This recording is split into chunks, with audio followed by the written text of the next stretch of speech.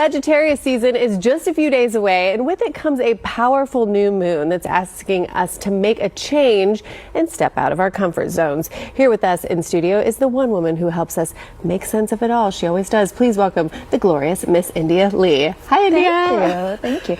Kara, I was excited to be here. It's funny you were talking about things sneaking up on you and that big winning. That is really the feel of the energies we're talking about. Really? It's like surprise. Like, it is crazy. We always do kind of seem to be simpatico. Today we're celebrating Christmas. We're just very holiday. We are. All right, the new moon does come in on the 20th, so in a few days. How will this affect us? So new moons are always about what we are setting our intentions for, drawing in, and it's combined with the beginning of Sagittarius season, and that is this energy of like, surprise, let's have fun, let's do something new, let's move into new horizons. It's adventurous, and so it's a really fiery and fun energy, and it is going to encourage all of us to move way out of our comfort zones, really let go of anything that's mundane, and be prepared for things to kind of pick up a little bit and just move with it. Sagittarius is my rising sign, I believe, and so I do identify with a little bit of the sign. That means you and bring what the it fun. represents. You bring the fun. Sometimes I do. It depends what day it is. Okay. How can we then, since we know this now, how can we take advantage of it? How do we make sure that we're sitting in this Sagittarius energy? Well, first thing to do is be open, but also be observant. You know, where are you being invited to broaden your perspective, to look outside of the everyday, your comfort zone? You'll feel that knee-jerk thought come in, and oh, I always do this. Sit with that a minute and go, well, what if I don't? What if I do something completely different?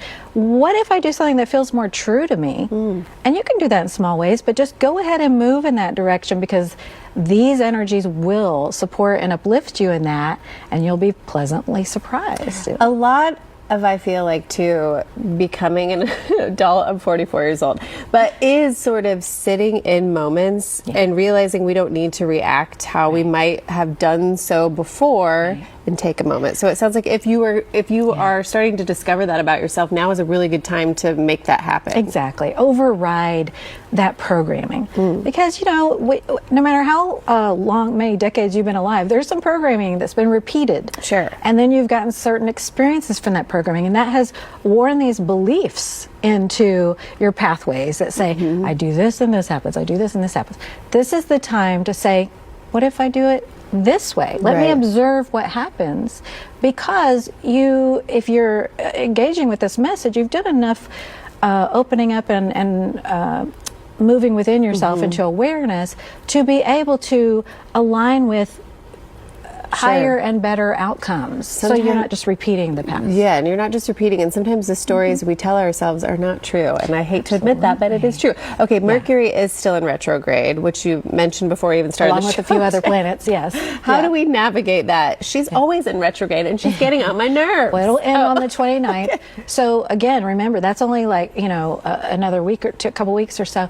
Just know that when Mercury turns direct, it's like a rubber band being pulled back, and so this is the time to start warming up those engines, moving into new energies, because on the 29th, it's full steam ahead in whatever you're pointed toward.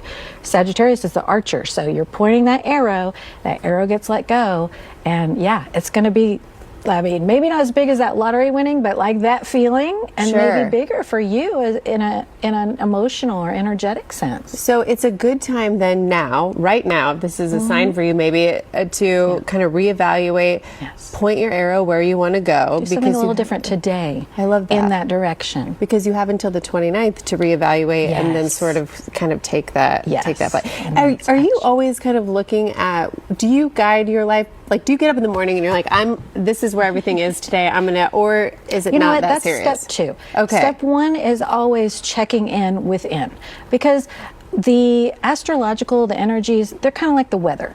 Before you go outside, you're going to check in with yourself, and then you're going to say what's happening outside. Okay. So first step is, what am I feeling? Where am I being guided today? And then the next step is, okay, what are these external energies doing, and how can they support me, or how can I be prepared for them? All right, India, you're the best. IndiaLee.com is where you can find her, and on social.